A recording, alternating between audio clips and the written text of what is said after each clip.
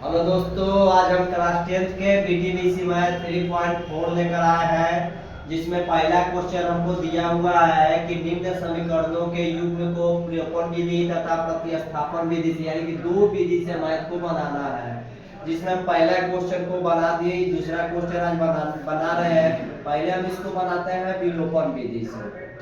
विलोपन विधि में क्या कहता है कि विलोपन विधि में पहला मान लेते हैं इसको, दूसरा मान लेते हैं, इसमें गुना दोनों में कर देते हैं। ये दो जो है फर्स्ट में गुना हो जाएगा, ये थ्री जो है सेकंड में गुना हो जाएगा।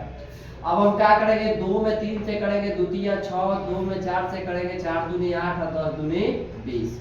द्वितीय हो जाएगा 6, द्वितीय हो जाएगा 6, द्वितीय हो जाएगा 6।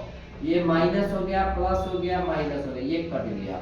8 और 6 हो जाएगा 14y, 20 में से 6 घटा 14 बचेगा। y बराबर 14 बटा 14 यानी कि कट गया तो 1, यानी कि y के मान हमको पता हो गया कितना आ गया 1।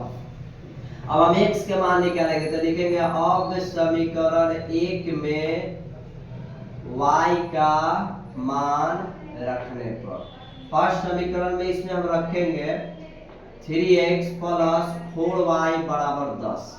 3x प्लस 4, y के मान 1 बराबर 10, 3x प्लस 4 बराबर 10। 3x प्लस से इस साइड जाएगा तो हो जाएगा माइनस में।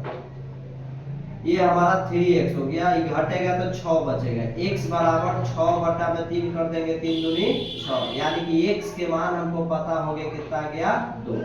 ये हमारा x का मान आया और ये हमारा y का मान आया। अब हम दूसरा विधि बनाते हैं प्रतिस्थापन विधि, इस साइड में बना देते हैं।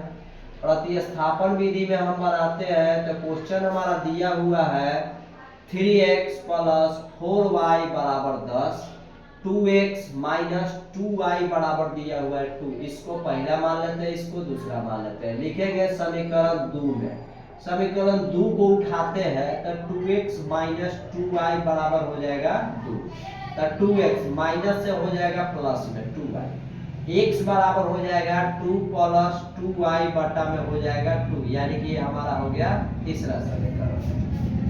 अब जब 2 उठाए तो हम फर्स्ट में रखेंगे, लिखेंगे समीकरण 1 में x का मान रखने पर।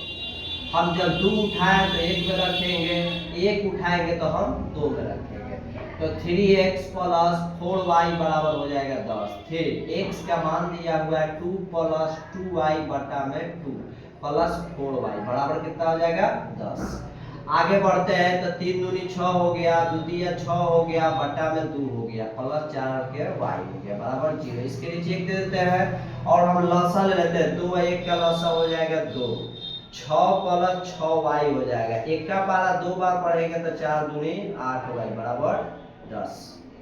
यहाँ हमको बच गया 6 प्लस 8, 6 कितना हो जाएगा 14y बटा में 2 बराबर 10। इसके नीचे 1 दे देते हैं, तिरछा तिरछी गुना कर देते हैं।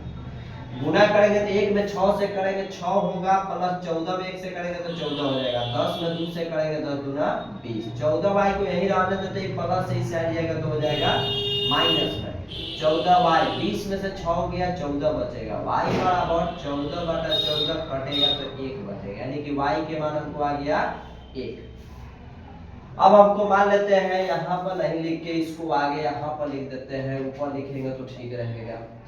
यहाँ पर हम गुना करेंगे तो 1 में 6 से करेंगे 6 हो जाएगा, 1 में 14 से करेंगे 14y हो जाएगा बराबर 2 में 10 से करेंगे 10 दूनी 20 हो जाएगा। 14y प्लस से इस साइड जाएगा तो माइनस में हो जाएगा, 14y बराबर हो जाएगा 14, y बराबर 14 बटा हो जाएगा 14, कट के बचा 1, यानी कि y के मान हमको आ गया 1।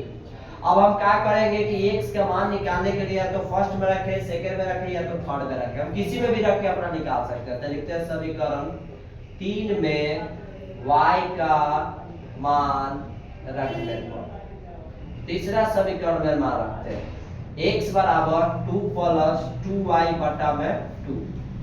x के मान 2 है 2, y के मान 1 हो जाएगा 2, 2 प्लस 2 में 1 से करेंगे 2 बटा में 2 हो जाएगा, 2 2 4 हो जाएगा, बटा में 2 कटेगा तो कितना बचेगा 2, यानी कि x के मान हमको आ गया 2। ये हमारा प्रतिस्थापन विधि से भी सेम आंसर आया, y के मान 1, x के मान 2। ये हमारा विलोपन विधि हो गया, ये हमारा प्रतिस्थापन विधि हो गया। हमारा दोनों आंसर सेम आ गया। ये हमारा वीडियो, तब तक के लिए धन्यवाद।